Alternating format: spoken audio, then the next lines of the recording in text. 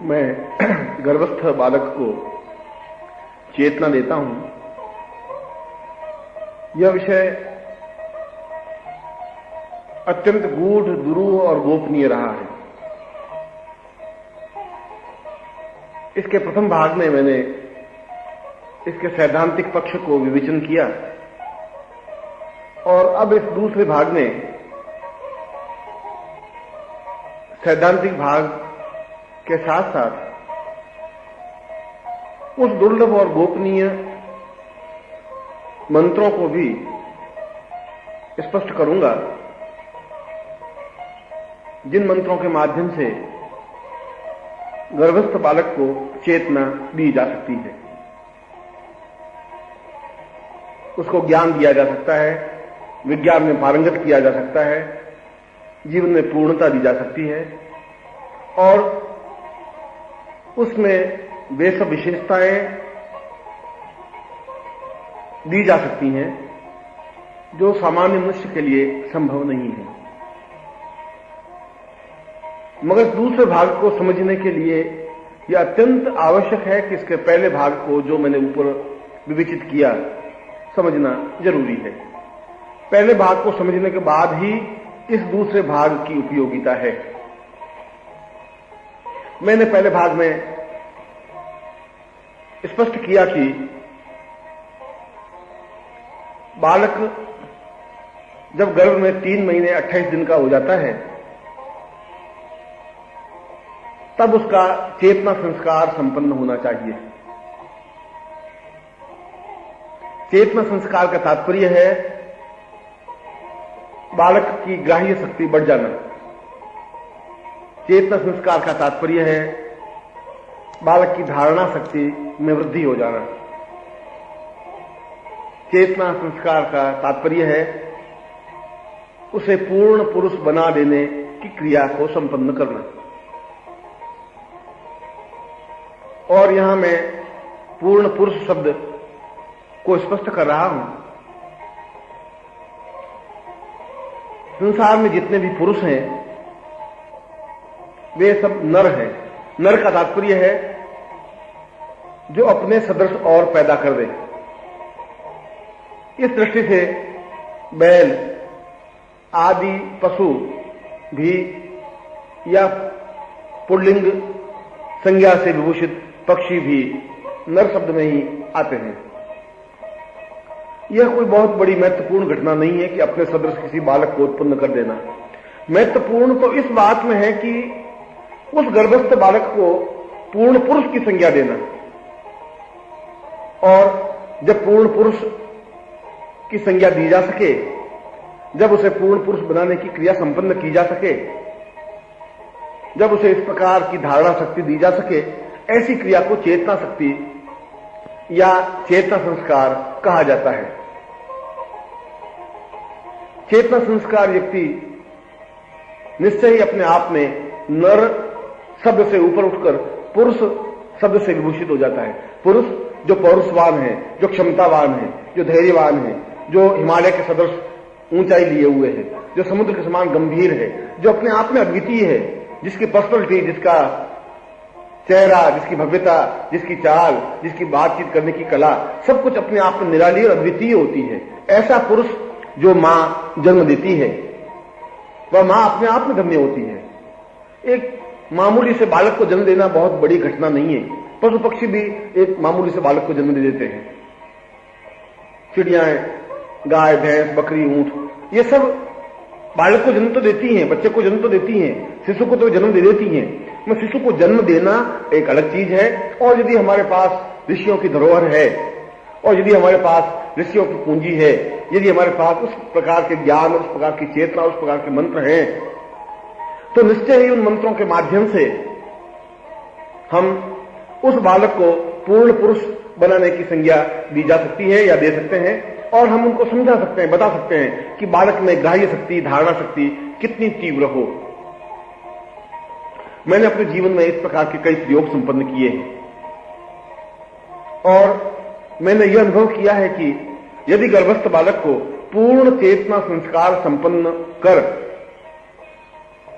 उसे ज्ञान दिया जाए, ज्ञान का तात्पर्य है चेतन संस्कार से संबंधित मंत्र सुनाए जाएं, तो उसमें ज्ञान और विज्ञान का अद्भुत समन्वय हो जाता है। मेरे एक शिष्य थे जिनकी पत्नी बड़ी धर्मपरायण थी और उम्र के 42 साल की अवस्था में भी उनकी कोई पुत्र नहीं हुआ था। मैंने यह प्रयोग उन पर संपन्न किया था और उन महिला ने पूरे 21 महीने गर्भ धारण किया, मगर जब बालक उत्पन्न हुआ तो अपने आप में मुस्कुराता हुआ, स्वस्थ, तेजस्वी और आभा मंडल लिए हुए एक बालक उत्पन्न हुआ, जिसकी शोभा, जिसकी छवि, जिसकी पर्सनैलिटी, जिसकी प्रकृति अपने आप में अद्वितीय थी। ऐसा लगता था कि जैसे वास्तव में दिव्यात्मा इसके गर्भ से बाहर अवतरित हुई हो। और केवल 5 वर्ष की अवस्था में वह बालक गीता पर इतनी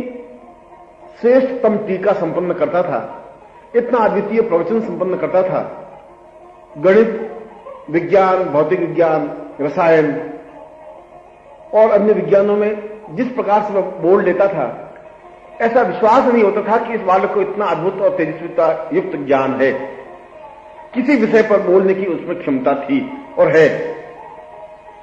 मेरे कहने का तात्पर्य यह है कि आज भी हम ऐसा तेजस्वी बालक उत्पन्न कर सकते हैं यदि माताएं इस बात का निश्चय कर लें, यदि अपने पति की उनको अनुमति हो, यदि उनमें यह भावना हो, यह चेतना हो, तो निश्चय ही ऐसा पुरुष, निश्चय ही ऐसी स्त्री, बालिका या बालक उत्पन्न किया जा सकता है। और यदि बालक उत्पन्न हो गया है तो भी उस बालक को इन चेतना संस्कार से संबंधित मंत्र सुनाकर उसकी ग्राह्य शक्ति और धारणा शक्ति को बढ़ाया जा सकता है। इसका तात्पर्य यह हुआ कि यह जो मैं आगे धारणा शक्ति से संबंधित या चेतना संस्कार से संबंधित मंत्रों को स्पष्ट कर रहा हूं, इनकी 5 विशेषताएं हैं। पहली विशेषता तो यह कि ये पूर्णतः प्रकृति निर्मित मंत्र हैं। किसी ऋषि ने या किसी देवता ने इन मंत्रों की रचना नहीं की है। ये मंत्र स्वयं उत्पन्न है,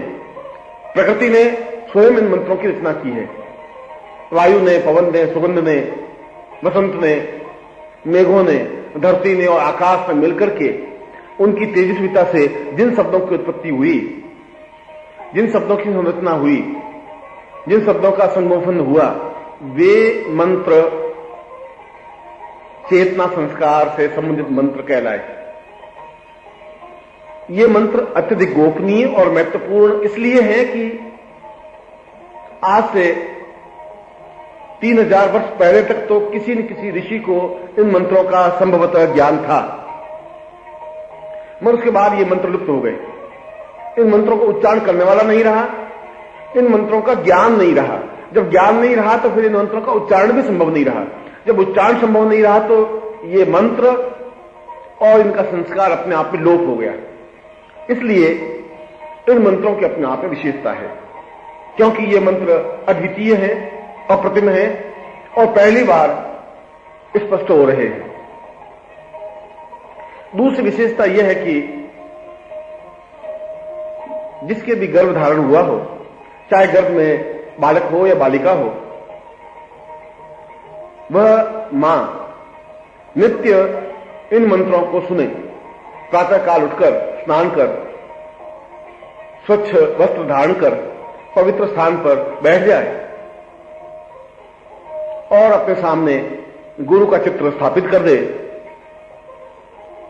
गुरु के प्रति पूर्ण श्रद्धा रखे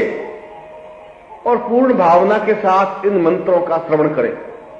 पूर्ण भावना के साथ का तात्पर्य है कि उस समय और किसी प्रकार का शोरगुल या आवाज पास में नहीं हो। उन मंत्रों को कानों के माध्यम से अपने अंदर उतारने की क्रिया करें। चुपचाप उन मंत्रों को 1 बार, 2 बार, 3 बार, 10 बार, 11 बार, जितना भी ज्यादा हो इन मंत्रों को सुने। इन मंत्रों की विशेषता यह है कि गर्भिणी मां के कानों से होते हुए सीधे बालक के हृदय पर स्पर्श करते हैं। बालक के रोम रोम से ये उसमें संस्कारित होते हैं। इन मंत्रों के माध्यम से बालक के प्रत्येक रोम जागृत हो जाते हैं, हर एक रोम आंख बन जाती है, हर एक रोम श्रवण बन जाता है, कान बन जाता है, उसकी ग्राह्य शक्ति बढ़ जाती है, उसकी धारणा शक्ति बढ़ जाती है, वह अपने आप में नर से पुरुष बनने की क्रिया प्रारंभ कर लेता है गर्भ में ही। तीसरी विशेषता इन मंत्रों की यह है कि यदि बालक उत्पन्न भी हो जाए और उसके बाद भी मां और उसका नवजात पुत्र इन मंत्रों को सुने, तब भी उस बालक में एक श्रेष्ठ संस्कार प्रारंभ होते हैं और वह अपरिपक्व मस्तिष्क या वह शिशु अपने आप में पुरुष बनने की क्रिया प्रारंभ कर लेता है। उसकी ग्राह्य शक्ति और धारणा शक्ति बढ़ जाती है, उसमें अच्छे संस्कार बन जाते हैं।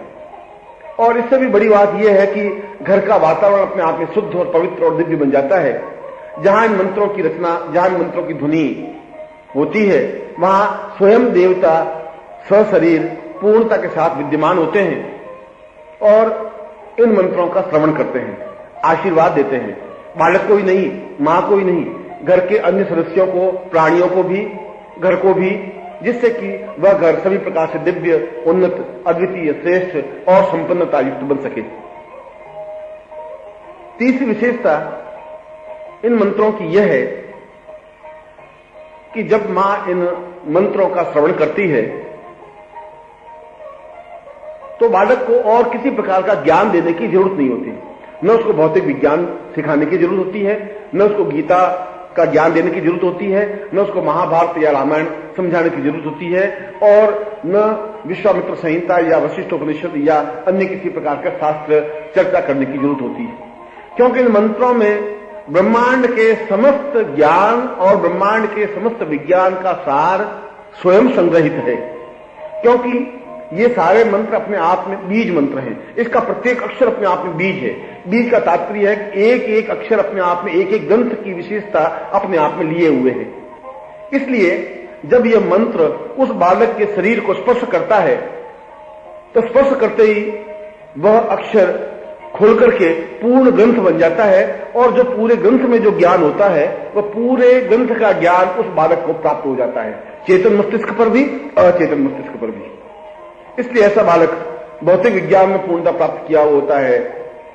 आध्यात्मिकता में पूर्णता प्राप्त किया होता है, कुंडली जागरण में पूर्णता प्राप्त किया होता है, सूर्य विज्ञान या अन्य जितने भी ज्ञान और विज्ञान की कलाएं हैं, अन्य जितने भी विज्ञान हैं, जितने भी विषय हैं, उन सारे विषयों में अपने आप में वह पारंगत और दिव्य बन जाता है। उसके बाद तो जन्म लेने के बाद या कुछ समय के बाद तो केवल उसको वह अभ्यास सिखाने की जरूरत होती है, वह एक याद दिलाने की जरूरत होती है। जो बालक 25 साल में भी ज्ञान प्राप्त नहीं कर पाता, वह केवल कुछ दिनों में इस ज्ञान को प्राप्त कर लेता है, और जब वह विद्यालय में जाता है या कॉलेज में जाता है या पढ़ने के लिए जाता है तो जितना तीव्रता के साथ वह ज्ञान प्राप्त करता है उतना अन्य बालक नहीं कर पाते। 10 साल की पढ़ाई वह केवल 10 या 15 या 20 दिन में प्राप्त कर लेता है। चौथी विशेषता इन मंत्रों की यह है कि इन मंत्रों के श्रवण से बालक श्रेष्ठतम और उच्चतम संस्कारों से विभूषित होता है। एक प्रकार से निश्चित जीवन जीने का आकांक्षी होता है। वह अपने आप में पूर्ण वैज्ञानिक होता है,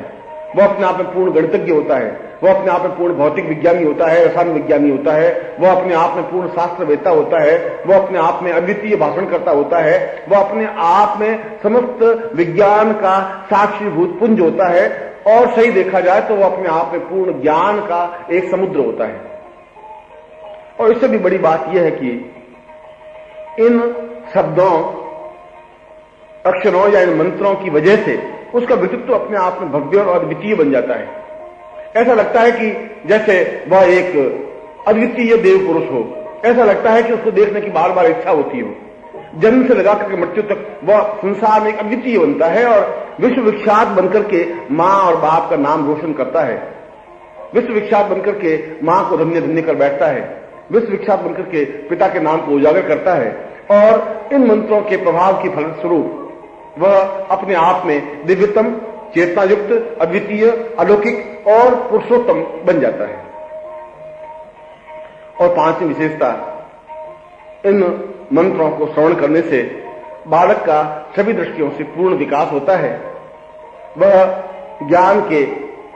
शास्त्रों के, धर्म, अध्यात्म, उपनिषद, वेद, पुराण और जितना भी हमारा गूढ़ ज्ञान है उनको वह पूर्ण रूप से प्राप्त किए हुए होता है। एक प्रकार से देखा जाए तो वह कायाकल्प संपन्न होता है। सही अर्थों में देखा जाए तो ज्ञान का एक तेजस्वी पुंज होता है। अगर पूर्ण रूप से देखा जाए तो उसमें वह सब चेतना होती है जिस पर वह अलौकिक बन सकता है। जन्म लेने के बाद वह किसी भी विषय पर धारा प्रवाह बोल सकता है, वह चाहे उसने पढ़ा है चाहे उसने नहीं पढ़ा है। गीता पर बोलना हो तो धारा प्रवाह 2, 3, 4, 6 घंटे बोल सकता है। ठीक उसी प्रकार से अणुविज्ञान पर भी वह घंटों में बोल सकता है और सटीक, सतर्क, तर्क के साथ, पूर्णता के साथ, अद्वितीयता के साथ। इसीलिए ये मंत्र अपने आप में देव मंत्र कहे जाते हैं, देवेतर मंत्र कहे जाते हैं, देवोत्तम मंत्र कहे जाते हैं, अलौकिक और अद्वितीय मंत्र कहे जाते हैं और चेतना युक्त मंत्र कहे जाते हैं। इन मंत्रों को घर में भी यदि हम सुनते रहते हैं या नित्य प्रातः काल पूजा के समय इन मंत्रों को सुने तो हमारा दैनिक कार्यकलाप अपने आप में एक अलौकिक बन जाता है। हमारे शत्रु अपने आप में समाप्त हो जाते हैं, हमारे कार्य अपने आप में सरल और सुगम बन जाते हैं, देवता हमारी बराबर रक्षा और मदद करते रहते हैं, हमारे सारे काम सुविधापूर्वक संपन्न होते रहते हैं, हमारे चेहरे पर एक ओज, तेजस्विता प्राप्त होती है और हम जीवन में जो कुछ करना चाहते हैं वह सही अर्थों में अपूर्णता के साथ कर बैठते हैं। हमारे आगे के रास्ते खुल जाते हैं। और ठीक उसी प्रकार से यदि स्त्रियां इन मंत्रों का श्रवण प्रातःकाल एक बार कम से कम कर लेती है, वह चाहे गर्भिणी हो चाहे नहीं हो, चाहे उसके गर्भ में बालक हो या नहीं हो, यदि वे सुनती हैं तो उसके चेहरे पर एक अद्वितीयता प्राप्त होती है, एक ओज प्राप्त होता है, एक सलज्जता प्राप्त होती है, एक सुंदरता प्राप्त होती है, सारा शरीर एक सांचे में ढल जाता है और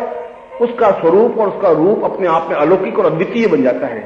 उसको देखने वाला ठक से खड़ा रह जाता है कि वास्तव में एक नारी सौंदर्य है।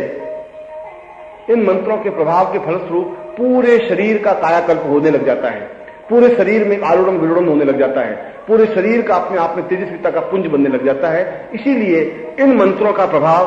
गर्भस्थ बालक पर, गर्भिणी पर, घर के वातावरण पर, घर के लोगों पर, पुरुषों पर, बालकों पर, स्त्रियों पर और वृद्धों पर, सभी पर समान रूप से उपयोगी, अलौकिक और अनुकरणीय होता है।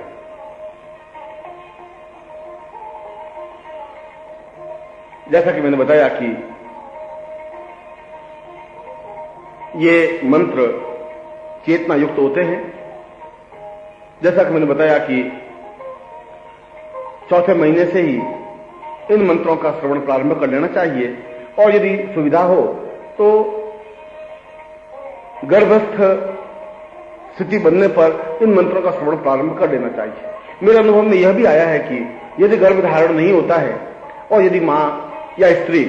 इन मंत्रों का श्रवण करती है तो शीघ्र ही गर्भ धारण करने की क्षमता प्राप्त कर लेती है। जिनके घर में कई वर्षों से संतान उत्पन्न नहीं हुई, जिनके जीवन में केवल लड़कियां ही लड़कियां हुई, पुरुष या पुत्र उत्पन्न ही नहीं हुआ, उन्होंने भी इस प्रयोग को आजमाया और उनके घर में तेजस्वी बालकों ने जन्म लिया। इसका मतलब है कि यह मंत्र पुत्र प्रदाता है, यह मंत्र अपने आप में पुत्र को देने वाला है, यह अपने आप में पुरुष को पूर्णता प्रदान करने वाला है। इन मंत्रों के प्रभाव से घर में पुत्र उत्पन्न होता है और सही शब्दों में कहा जाए तो बांझपन जैसा शब्द इस भविष्य में नहीं रह पाता। इसीलिए इन मंत्रों को सर्वोपयोगी बताया गया है, इन मंत्रों को अद्वितीय बताया गया है, इन मंत्रों को अलौकिक बताया गया है। यद्यपि ये मंत्र शब्दों से विभूषित हैं, अक्षरों से विन्यासित हैं, परंतु इन मंत्रों की स्थिति अपने आप में अलौकिक है, अद्वितीय है। और उससे भी बड़ी बात यह है कि इन मंत्रों की ध्वनि मौलिक और अद्वितीय होनी चाहिए। शास्त्रों में इसके बारे में स्पष्ट रूप से बताया गया है कि प्रत्येक स्त्री जो भी इस प्रकार की भावना रखती है, जो भी इस प्रकार की विचार रखती है, वह अपने पति की आज्ञा लेकर अपने योग्य गुरु से दीक्षा प्राप्त करे। और दीक्षा के बाद में वह पुंसपन संस्कार या चेतना संस्कार संपन्न करावे। यदि ऐसा नहीं होता है तो केवल इन शब्दों या मंत्रों को सुनकर के भी चेतना संस्कार संपन्न किया जा सकता है। इसके लिए जरूरी नहीं है कि गुरु के पास जावे ही, इसके लिए जरूरी नहीं है कि दीक्षा प्राप्त करे ही। बिना दीक्षा प्राप्त किए भी इन मंत्रों को सुना जा सकता है, बिना दीक्षा प्राप्त किए भी चेतना प्राप्त की जा सकती है या बालक को चेतना संस्कारित किया जा सकता है। परंतु यदि संभव हो, यदि सुविधापूर्वक हो, यदि सुगम हो, तो गर्भ में जिस समय बालक है उस समय 1 या 2 दिन के लिए गुरु के पास अपने पति के साथ अवश्य जाए और दीक्षा प्राप्त करे, पुंसपन संस्कार संपन्न करावे, चेतना संस्कार संपन्न करावे। मगर यदि बाधाएं हैं, अड़चने हैं, दूरी है, व्यवस्था है, तो इस मंत्रों को प्रातःकाल और सायंकाल अवश्य ही सुने। अपना आचरण शुद्ध और पवित्र रखे, दिव्यता युक्त रखे और जिस समय इन मंत्रों को सुने उस समय पूर्ण संस्कारित होकर के सुने। अपने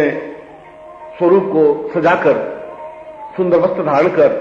बालों को सुंदरता से विभूषित कर बैठे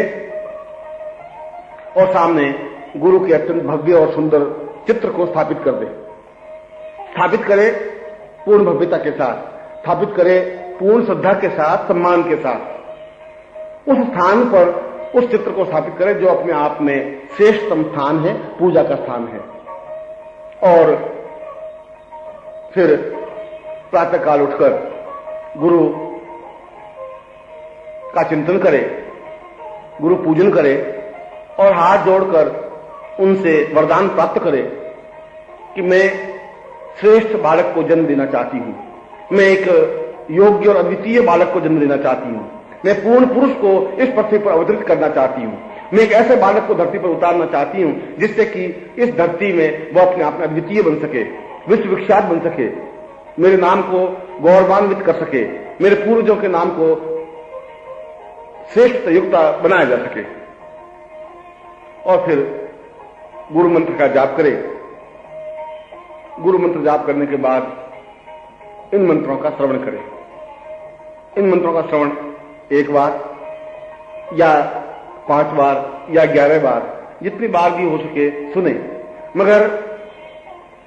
आदिश्य के साथ नहीं, लेटे हुए नहीं, आमोद प्रमोद के साथ नहीं, बिल्कुल भव्यता के साथ बैठ करके और इस प्रकार से सुनने की जैसे इसका एक एक अक्षर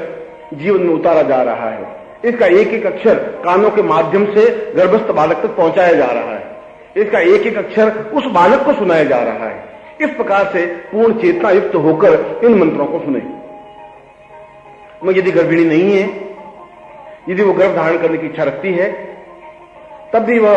अत्यंत पवित्रता और दिव्यता के साथ स्नान कर, बालों को धोकर, स्वच्छ वस्त्र धारण कर, आसन पर बैठकर सामने गुरु के चित्र को स्थापित कर या साक्षात गुरु को सामने उपस्थित कर इन मंत्रों को सुने। और यदि कुछ दिनों तक सुनती हैं तो निश्चय ही उसके गर्भधारण होता ही है, निश्चित रूप से होता है।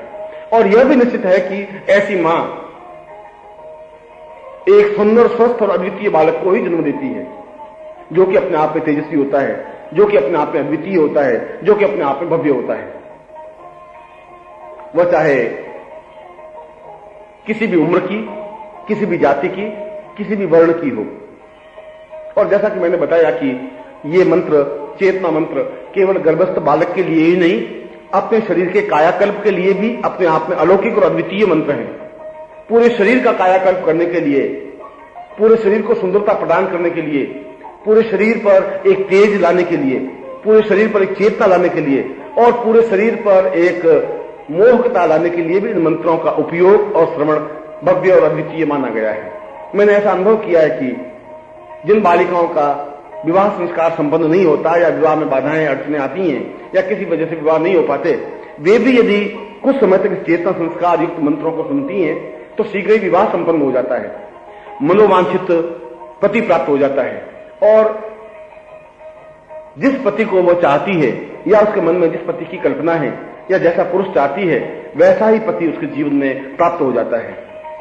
जहां बालिकाओं के लिए, स्त्रियों के लिए यह मंत्र सौभाग्यदायक है, वहां पुरुषों और बालकों के लिए भी यह मंत्र अद्वितीय है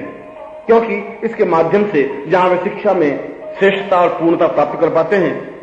अच्छे अंक लेकर के उत्तीर्ण होने की क्षमता प्राप्त कर सकते हैं, वहीं इन मंत्रों के माध्यम से उनके चेहरे पर एक तेजस्विता, एक भव्यता, एक दिव्यता अपने आप आ जाती है। एक आभा मंडल स्थापन होता है। ऐसा लगता है कि जैसे एक सुदर्शन पुरुष हो, युवक हो। ऐसा लगता है कि जैसे वास्तव में कामदेव सामने उठ करके खड़ा हुआ हो। वह हजारों हजारों को सम्मोहित करने में समर्थ और सक्षम हो पाता है। इसलिए यह मंत्र पुरुषों के लिए, बालकों के लिए उपयोगी है, स्त्रियों के लिए, कुमारिकाओं के लिए उपयोगी है, वृद्धाओं के लिए पूर्ण रूप से उपयोगी है। इसलिए उपयोगी है कि इसके माध्यम से हृदय के, जीवन के और शरीर के समस्त तंतु जागृत हो जाते हैं, आध्यात्मिक चेतना प्राप्त होने लग जाती है। और यदि वो जीवन मोक्ष प्राप्ति की आकांक्षी होती हैं, यदि वो जीवन में पूर्णता प्राप्त करने की आकांक्षी होती हैं, यदि वो जीवन में प्रभु के दर्शन करने के लिए आकांक्षित होती हैं, तो उसकी यह इच्छा इन मंत्रों के माध्यम से अवश्य ही संपन्न होती है। एक प्रकार से देखा जाए तो ये विश्व मंत्र हैं, इसलिए इनको विश्वेत्मा कहा गया है, इसलिए इसको विश्व देवात्मा कहा गया है, इसलिए इन मंत्रों को ब्रह्मांडात्मा कहा गया है। आखिर इन शब्दों का कोई महत्व होगा, आखिर इन शब्दों का कोई कोई अर्थ होगा, कोई प्रयोजन होगा, इसलिए कि ये मंत्र समस्त ब्रह्मांड में स्वतः विचरण करते रहते हैं। जब हम इन मंत्रों का उच्चारण करते हैं तो ब्रह्मांड में विचलित होते हुए मंत्रों को यह ग्राह्य करते हैं और उन ब्रह्मांड के समान मंत्रों का इन मंत्रों से संबंध स्थापन होता है, तो दोनों मिलकर के अपने आप में एक विस्फोट पैदा होता है, एक चेतना पैदा होती है, एक दिव्यता पैदा होती है, एक तेजस्विता पैदा होती है और बस सुनने वाले के हृदय पर एक अद्वितीय बिंब स्थापन कर देती है। इसलिए ये मंत्र अलौकिक और अद्वितीय हैं। मैं इन मंत्रों को अभी तक गोपनीय रखा है। अभी तक अपने किसी प्रवचन में या किसी शिविर में इन मंत्रों का चयन नहीं किया। अभी तक इन मंत्रों को सार्वजनिक रूप से प्रकट भी नहीं किया, क्योंकि अपात्र को दान देने से उस दान की महिमा घट जाती है। यदि व्यर्थ के आदमी को, एक सामान्य व्यक्ति को उच्च कोटि का हीरा या हीरक खंड दे दिया जाए तो वह उसका मूल्य और महत्व नहीं आंक सकता। ठीक उसी प्रकार से एक सामान्य व्यक्ति इसके महत्व और मूल्य को नहीं समझ सकेगा। इसलिए मूल्य और महत्व समझने के लिए योग्य पात्र, योग्यता अत्यंत आवश्यक है। और मैं अब उन मंत्रों को स्पष्ट कर रहा हूं जिनको तेजस्वी मंत्र कहा गया है, चेतना मंत्र कहा गया है, तेजस्विता युक्त चैतन्य मंत्र कहा गया है।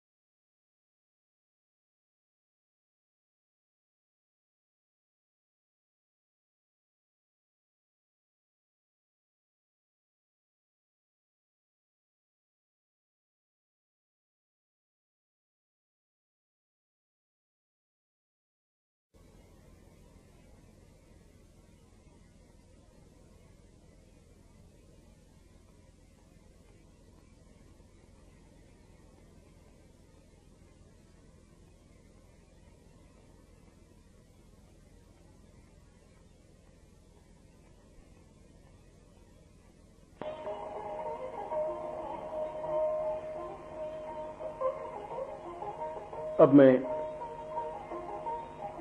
चैतन्य संस्कार से संबंधित उन मंत्रों का उच्चारण कर रहा हूं जो प्रकृति निर्मित हैं, जिनको न देवताओं ने बनाया है, न गंधर्वों ने, न यक्षों ने, किन्नरों ने, न मनुष्यों ने, न ऋषियों ने, जो स्वयंभू हैं, जो अपने आप में उत्पन्न हैं, जो मंत्र अपने आप में दिव्य और चेतना युक्त हैं। उन मंत्रों को मैं उसी ध्वनि के साथ उच्चारित कर रहा हूं, क्योंकि मंत्र के साथ ध्वनि अत्यंत आवश्यक और अनिवार्य तत्व है। उस ध्वनि के साथ उच्चारण कर रहा हूं जिस ध्वनि के साथ प्रकृति ने इसको निर्मित किए हैं। प्रकृति के वातावरण से जिस ध्वनि के साथ उत्पन्न हुए हैं, उसी ध्वनि के साथ में मैं इनको स्पष्ट कर रहा हूं। इसलिए जिनके पास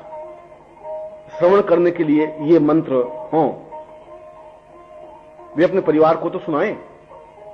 इनका उपयोग तो करें, मगर इनको दूसरों को दे नहीं। दूसरों को सुनाएं अवश्य, दूसरे भी इससे लाभान्वित हों, ऐसा प्रयत्न तो करें। मैं पूर्ण भव्यता के साथ, श्रेष्ठता के साथ और प्राणस चेतना के साथ मैं इन मंत्रों को सुना रहा हूं, जिनको सुनना,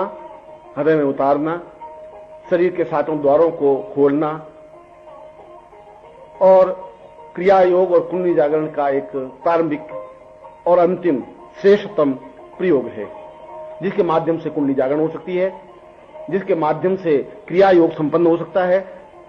जिसके माध्यम से शरीर के सातों द्वार जागृत हो सकते हैं, जिसके माध्यम से नर अपने आप में पूर्ण पुरुष बन सकता है और जिसके माध्यम से जीवन की पूर्णता, श्रेष्ठता, सफलता और संपन्नता प्राप्त हो सकती है। श्रीमन् महागणाधिपते नमः, लक्ष्मी नारायणाभ्यां नमः, उमा महेश्वराभ्यां नमः, सचि पुरंदराभ्यां नमः, मात्र पितृ चरण कमलेभ्यो नमः, इष्ट देवताभ्यो नमः, कुल देवताभ्यो नमः, ग्राम देवताभ्यो नमः, स्थान देवताभ्यो नमः, वास्तु देवताभ्यो नमः, वाणी हिरण्यगर्भाभ्यां नमः, सचि पुरंदराभ्यां नमः, सर्वेभ्यो देवेभ्यो नमः, सर्वेभ्यो ऋषिभ्यो नमः। गणपतिं स्मरेत। विघ्नेश्वराय वरदाय सुरप्रियाय लंबोदराय सकलाय जगद्दिताय नागाननाय विभूषिताय गौरी सुताय गणनाथ नमो नमस्ते। भक्तार्तिनाशन पराय गणेश्वराय सर्वेश्वराय सुभदाय सुरेश्वराय विद्याधराय विकटाय वामनाय भक्त प्रसन्न वरदाय नमो नमस्ते। नमस्ते ब्रह्म रूपाय विष्णु रूपाय ते नमः, नमस्ते रुद्र रूपाय करी रूपाय ते नमः, विश्वरूपस्य रूपाय नमस्ते ब्रह्मचारिणे भक्त प्रियाय देवाय नमस्तभ्यं विनायक लंबोदर नमस्तभ्यं सततं मोदक प्रिय निर्विघ्नं कुरु मे देव सर्वकार्येषु सिद्धिदा। त्वां विघ्न सत्वरदे च सुंदरेति भक्त प्रियेति सुखदेति वरप्रदेति विद्याप्रदे त्वगारेति च स्तुवन्ति तेभ्यो गणेश वरदो भवन्त्यमेव। अनयां पूजयां सांगाय शपरिवाराय सायुधाय सशक्तिकाय महागणपतिं आवाहयामि स्थापयामि नमः। इसके बाद दोनों हाथ जोड़ करके पूर्णता के साथ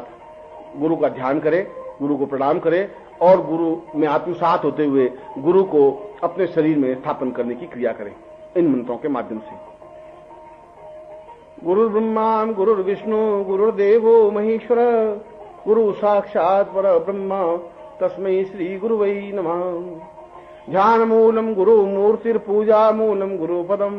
मंत्र मूलम गुरु वाक्यम मोक्ष मूलम गुरु कृपा मूकं करोति वाचालम पंगु लंघयते गिरिम यत्कृपात् महं वन्दे परमानंद माधवम। और इसके बाद गुरु के उन पांचों श्लोकों का उच्चारण करें जो अपने आप में प्रकृति निर्मित हैं,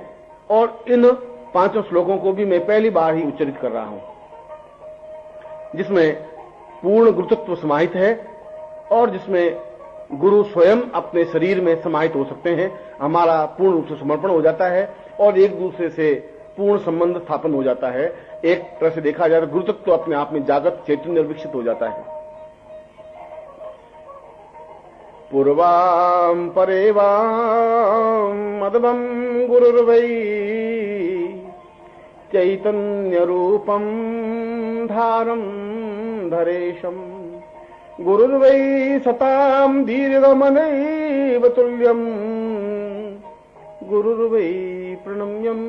गुरुर्वै प्रणम्यम अचिन्त्य रूपम अविकल्प रूपम ब्रह्मा स्वरूपम विष्णु स्वरूपम रुद्र त्वमेव परतम परब्रह्म रूपम गुरुर्वं प्रणम्यम गुरुर्वं प्रणम्यम हे आदिदेवं प्रभवं परेशा अविचिन्त्य रूपम हदया स्वरूपम ब्रह्मांड रूप परमं प्रमितं प्रमेयम् गुरुर्वै प्रणम्यम गुरुर्वै प्रणम्यम हृदयं त्वमेवं प्राणं त्वमेवं देवं त्वमेवं ज्ञानं त्वमेवं चैतन्य रूपमपरं त्वहि देव नित्यं गुरुर्वै प्रणम्यं गुरुर्वै प्रणम्यम अनादि अकल्पिर पलाम पूर्ण नित्यम अजन्माम अगोचर अदिर्वाम अनित्यम अदैवाम सरी पूर्ण मदैव रूपम गुरुर्वै प्रणम्यम गुरुर्वै प्रणम्यम। और गुरु के इन 5 श्लोकों के साथ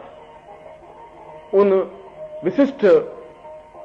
5 श्लोकों का भी उच्चारण करना चाहिए जिसके माध्यम से निखिलेश्वरानंद पूर्ण रूप से गुरु रूप में आपके सामने स्पष्ट होते हुए आपको चैतन्य दीक्षा दे सकें और चैतन्य मंत्रों के साथ समावेश हो सकें आपके शरीर में, आपके प्राणों में, आपकी चेतना में, आपके जीवन में। इसलिए मैं निखिलेश्वरानंद से संबंधित उन 5 श्लोकों को उच्चरित कर रहा हूं जो अपने आप में अद्वितीय है और ये 5 श्लोक भी पहली बार ही उच्चरित हो रहे हैं।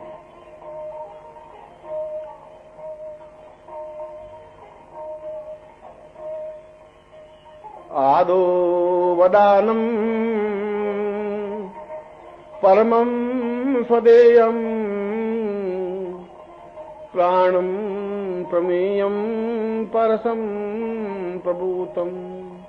पुरुषोत्तमां पूर्णमदैव रूपम् निखिलेश्वरोऽयं प्रणमं प्रणमामि अहिर्भूतरूपं सिद्धाश्रमोऽयं पूर्णस्वरूपं चैतन्यरूपं दीर्घोऽवतां पूर्णमदैव नित्यम् निखिलेश्वरोऽयं प्रणम्यं नमामि ब्रह्माण्डमेवं ज्ञानोर्णवापं सिद्धाश्रमोऽयं सवितं सदेयम् अजन्मं प्रभां पूर्णमदैव चित्यं निखिलेश्वरोऽयं प्रणमं नमामि गुरुर्वै त्वमेवं प्राणः त्वमेवं आत्मा त्वमेवं श्रेष्ठ त्वमेवं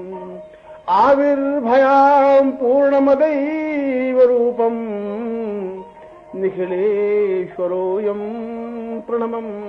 नमामि प्रणम्यं प्रणम्यं प्रणम्यं परेशां प्रणम्यं प्रणम्यं प्रणम्यं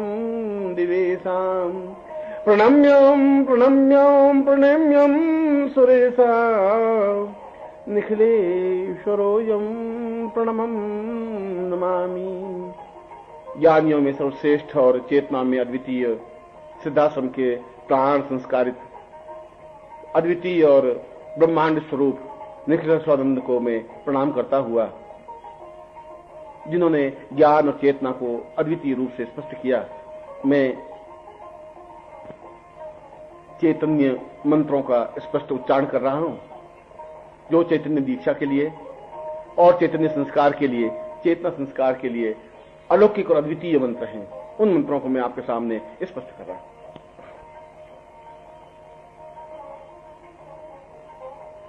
हरि ओम।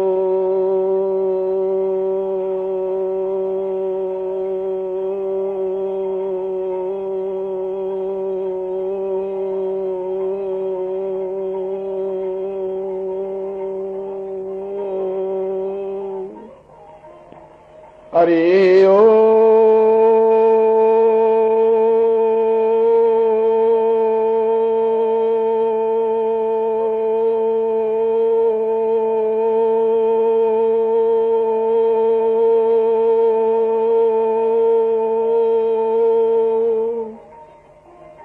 हरि ओम।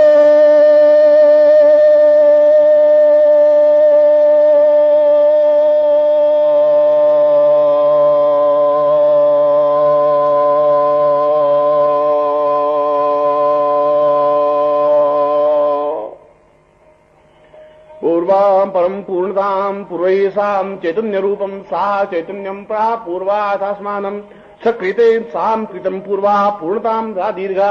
अथौ स्वानुसा चिन्तन्यां सा चैतन्यम् ओम अंगांग इंग इंग ओंग ओंग रिंग रिंग ली रिंग एंग एंग एंग एंग रिंग रिंग सा ओंग ओंग हंग हंग सा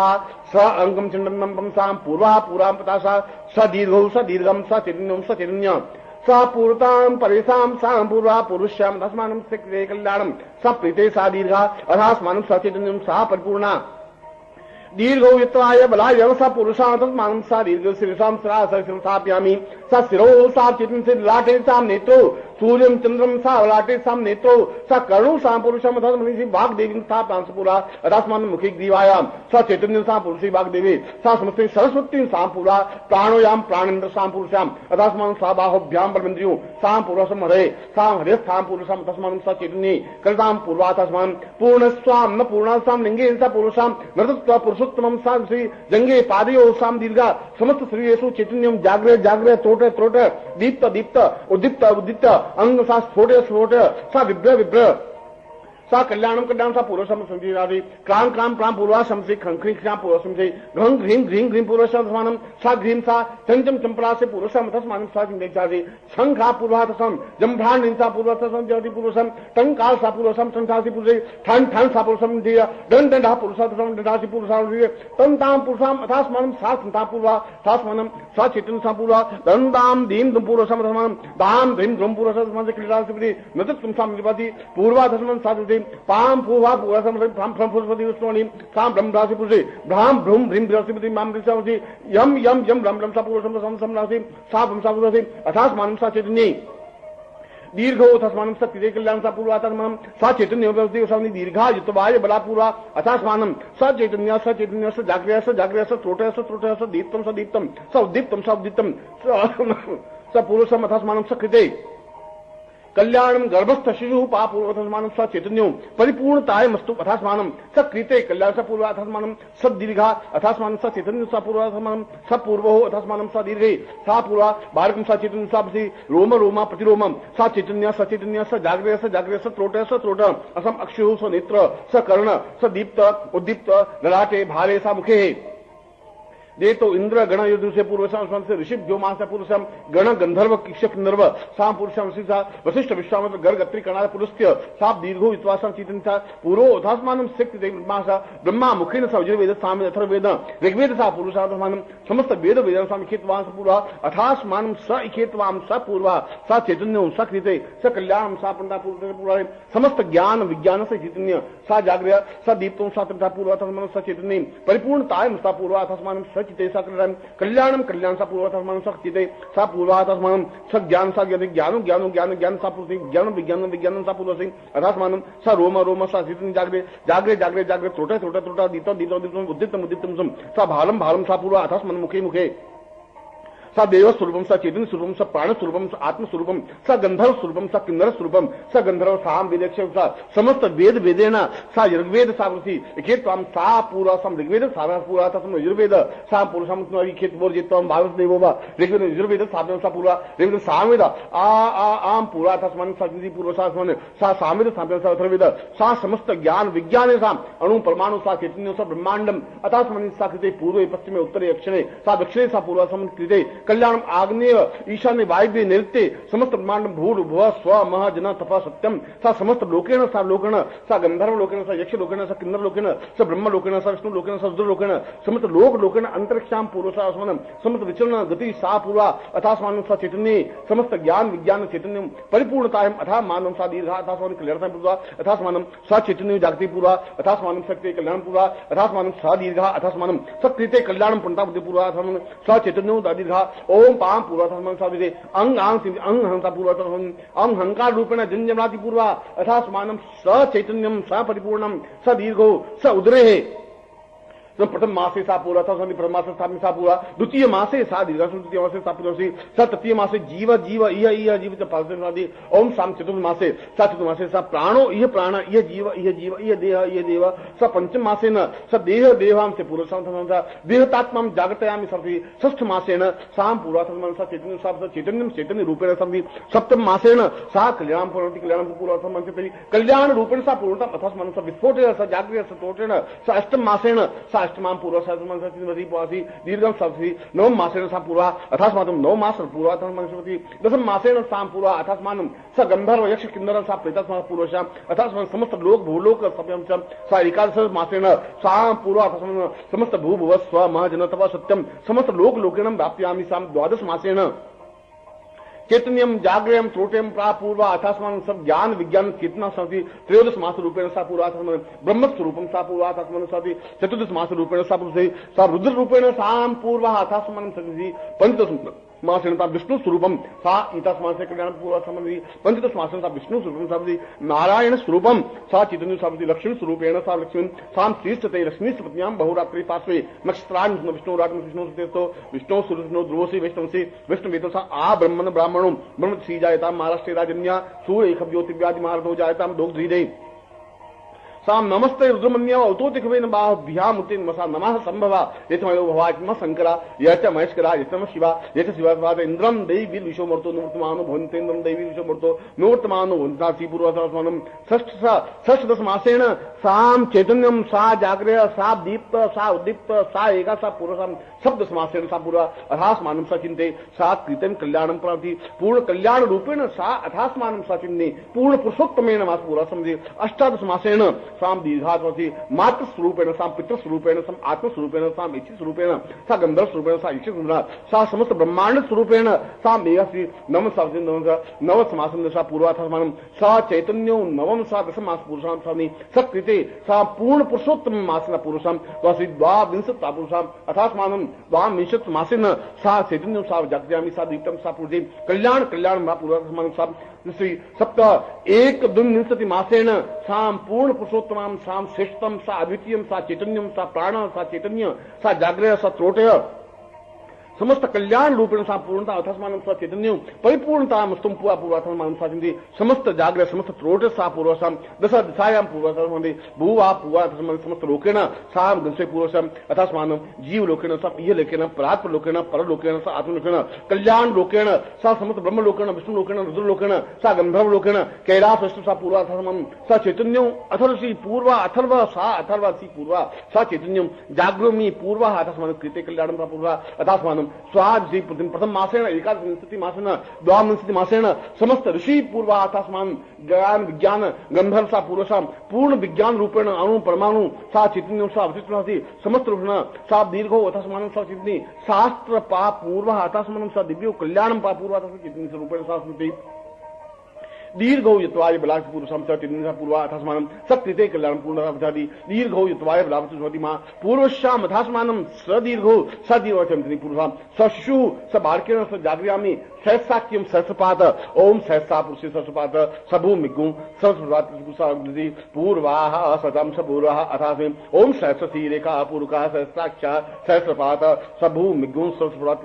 ब्रह्मा पूर्वो हो सा चैतन्यम सा कल्याणम सा दीर्घो यत्वाय बलाय वचसे पदस्वाय सहस्रम अथो जीव सर्वः श्रम सा पूर्वां देव सा पूर्वं शांति रूपेण विष्णु रूपेण सा विष्णु समस्ति समस्त ज्ञान विज्ञान संपुष्टतमं सा अद्वितीयं व्यक्तित्व सा पूर्वा अथास्मानं स चिन्तयामि शिशु पूर्णता प्राप्ता निमित्तम स शिशु ज्ञान विज्ञान रूपेण पूर्णता प्राप्ता निमित्तम स शिशु पूर्ण चैतन्य स्वरूपेण प्राप्ता निमित्तम मम गर्भस्थ बालकम चेतस स्वरूपम सा विक्लेश्वर नंदन साह ऋषि तां पूर्वसाम सा मंत्रेण मम आत्म मंत्रेण चैतन्य मंत्रेण दीर्घ मंत्रेण आत्म मंत्रेण श्रेष्ठ मंत्रेण सा समस्त मंत्र मंत्रेण जागृत मंत्रेण सप्त मंत्रेण सा चैतन्य समस्त सा लक्ष मंत्र रूपेण सा ब्रह्मांड रूपेण सा चैतन्य अति पूर्व आत्मानं सा चैतन्य कल्याणं सा पूर्व साहा सतां स दीर्घा यत्वाय बलाय पुरुषात्मनं ओम त्या पूर्वाः अथा सानं परां पूर्वदमदं स चैतन्यं पूर्वा सा कल्याणं प्रणौ प्रणति वृद्धां पूर्वाः चैतन्यं वा पूर्वः अथास्मानं सक्रियते पूर्वतं पूर्वदा मदां मदां मदं पूर्वतां सदांसि पूर्णतां पूर्णवाम अथामानं स चैतन्यं स पुरुषे अथास्मानं सक्रिय कल्याणं थी पूर्णस्य पूर्णां पूर्व अथास्मानं स चैतन्यो सा जागरामि सा पुरुष अथास्मानं शिरः शिरो लाटे लाटे अक्षय अक्षय नासिका नासिका मुखे कर्णौ सा चुबकं सा पुरुषं ग्रीवायां ते वक्षस्थलो स बाहुभ्यां से बधे उदरे उदरे स नाभु सा लिंगे सा पुरु योनौ सा जंगयां पादयों सा चरणेषु समस्त देह रोम जागृत चैतन्य स्वरूपं सा उत्तिष्ठं जागृतं कृते पुरुषां सौंदर्य रूपेण आत्म रूपेण चैतन्य रूपेण परिपूर्ण रूपेण सा एतस्यां पूर्व अथास्मानं स चिन्तयामि परिपूर्णतां पूर्व अथास्मानं स चिन्तयामि सा पूर्व अथास्मानं सिद्धे कल्याणं पूर्णता सुविमते पूर्व अथास्मानं स चिन्तयामि सां तस्सा पूर्व अथास्मानं स दीते दीर्घायुत्वाय बला स पूर्वोथसं दीर्घायुत्वाय बलाय विशेषानुमति पूर्व ओम आनो भद्राः कतवो यन्तु विशतो दब्दासो अपरितासु विदः देवानो यथा सदमिद्रते असन्न प्रायुवो रक्षितारो दिवे दिवे देवानां भद्रा प्रतिपूर्व समसाति पूर्व आसु सुशानो सबो नबीमो गणागरक्षो वनस्तरे गणिनाम्न संक्रं धने निसर्जिं आकृष्णे नरसावर्तमानो निवेशयन् ब्रह्मणिञ्च हिरण्यैरस्वितार्थेना देवो याद भुवनानि प्रशंसा पूर्व अथास्मानं सचैतन्यसा पूर्व अथास्मानं सकृते कल्याणं पूर्णताम् अथास्मानं सह सवितां पूर्वाधर्मं सचिन्यं परिपूर्णतामति दीर्घौ यत्वायां पूर्वाधर्मं स दीर्घौ दीर्घावतास्थान जी त्वाम शिशुत्वं त्वाम गर्भस्थ शिशुः त्वाम पूर्णता पूर्णत्व प्राप्ता निमित्तं त्वाम गर्भस्थ शिशुः सा देव स्वरूपं त्वाम गर्भस्थ शिशुः सा चैतन्य स्वरूपं त्वाम गर्भस्थ शिशुः पूर्ण श्रवण स्वरूपं त्वाम गर्भस्थ शिशुः पूर्ण आत्म स्वरूपं त्वाम गर्भस्थ शिशुः देव देवेषु सां पूर्वाथस्मिन् आशीर्वादं ता पूर्वाथस्मिन् सर्वति त्वाम सौन्दर्यम् अप्रतिम अद्वितीय अद्वितां कृणन्ति सा मम सा मोक्ष प्राप्ता निमित्तं धर्म अर्थ काम मोक्ष चतुर्विध पुरुषार्थ प्राप्ता निमित्तं स सति सुख सौभाग्य जन धान्य यश प्रतिष्ठा ऐश्वर्य अभिवर्धे ताम पूर्वं चित्तनसा पूर्वा मंत्रार्था सदा पूर्व समति दिगा तुभ्यं से मंत्रार्था सदा संतो पूर्णाम संनोर्था सतनाम बुद्धिनासोस्तु मित्राणाम बुद्धिस्वा ऋग्वेदो यजुर्वेद सामवेदो धोण ब्रह्म वाक्य स्थान्त्यं धनन्तीं दस्वा अक्षतां प्रस्तेतुन्तिं घनन्तीन्द्रा चत्वारो वर्ते लक्ष्मी आयु बुद्धि यशो बलम श्रीवर्चस्य वार्षिकम् आरोग्यं मादर्पन्मयदे धान्यं धनं पशुपुत्र लाभं सत्संवत्सरं दीर्घमायुः मुंशिष्णुवसुखी सुखा सौभाग्यं धान्यं सा पूर्वा अथास्मानं सचैतन्यं सा गर्भस्थ सा पुरुषां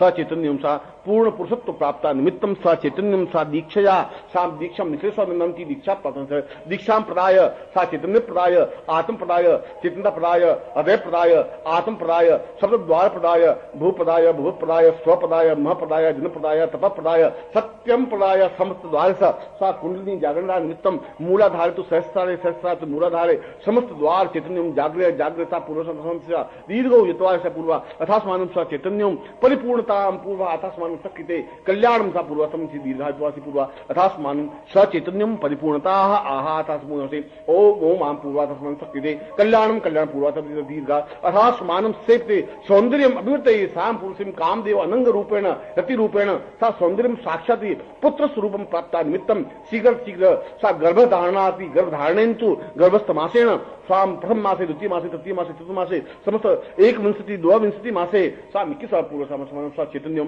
परिपूर्णतां जागृह सा पूर्वः अथास्मानं सकृते कल्याण सा ब्रह्म विष्णु रुद्रा ऋषयः समस्त गंधर्व यक्ष गंधर्व किन्नर सा पीतमसी समस्त तीर्थेषु समस्त ब्रह्मांडेषु समस्त चैतन्येषु साम धरा धामम प्रतिमुजी अथा मानम स चैतन्यम प्रतिमुतम अथा मानम शक्ति कल्याण से पूर्वा च चैतन्य पूर्वा अथा मानम शक्ति पूर्वा अथा मानम शक्ति पूर्वा अथा स चैतन्यम परिपूर्णा दीर्घायुवाची पूर्वशाम अथा मान स पूर्वा अथा दीर्घा निक्षस्वदंतीन सा दीर्घो यत्वाय बलाविति शाम पूर्वा अथा मानम सब प्रीते स कल्याणम प्रणताम प्रदेशना पुरुषार्थम चैतन्य स्वति दीर्घो यत्वाय बलाय वट से प्रजास्वाम यशस्म अथो जीव सर्वदा सुतम देवहु शांतिरंतर से गुण शांति पृथ्वी शांतिरापः शांतिरोकतयः शांति वनस्पतयः शांति विश्व वेदा शांति ब्रह्म शांति सर्वघ्रम शांति शांतिरेव शांति सामा शांतिरेदि तत्रादु पूर्णमदः पूर्णमिदं पूर्णात् पूर्णतमुच्यते पूर्णस्य पूर्णमादाय पूर्णमेव आवश्यते ओम पूर्णत्व प्राप्ता निमित्तं निश्रन्ति आशीर्वादं ता पूर्वा अथर्मानं स्वाम त्रिवारम् ओम ध्वनि उच्चरेत हरि ओम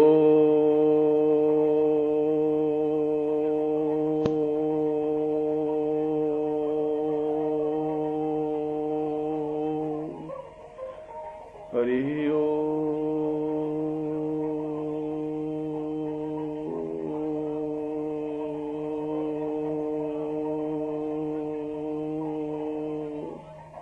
हरि ओम।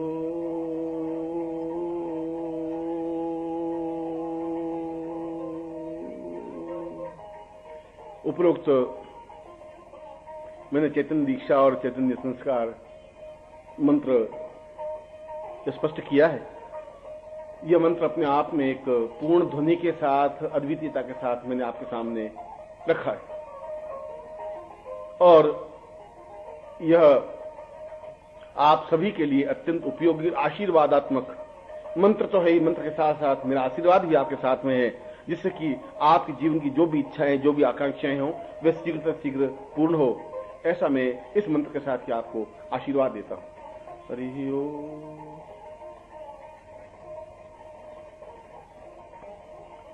यह कैसेट मैं आपको प्रदान कर रहा हूं। यह कैसेट विशेष मंत्रों से आपके लिए है, आप ही इसका उपयोग करें। मगर इसकी आप प्रतिलिपि या कॉपी नहीं करें। आप इसकी कॉपी करके दूसरों को देंगे तो उसका फल प्राप्त नहीं हो पाएगा, क्योंकि यह मूल ध्वनि के साथ ही आपको प्राप्त होना चाहिए, या जिसको भी प्राप्त हो मूल ध्वनि के साथ प्राप्त हो। इसीलिए इसकी प्रतिलिपि या इसकी कॉपी फलप्रद नहीं बननी जा सकती।